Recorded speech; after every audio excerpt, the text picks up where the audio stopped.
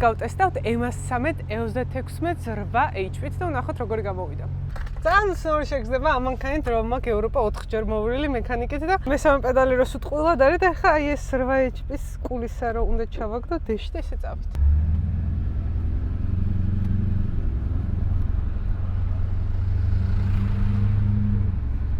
ტახომეტრი არის სწორად აჩვენებს, რო იცოდეთ მაინც.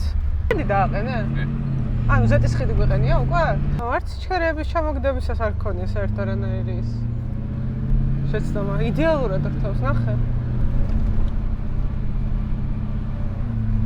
იდეალურად რთავს. არ მჯერა რომ ამდენად იდეალურად მუშაობს.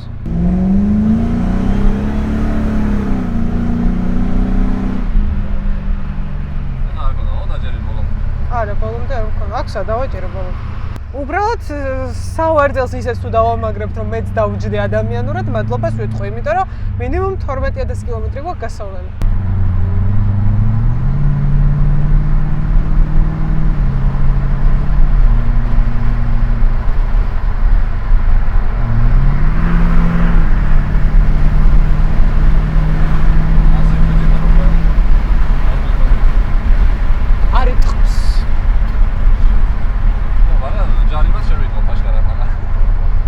შესაძლოა მანქანა შენი და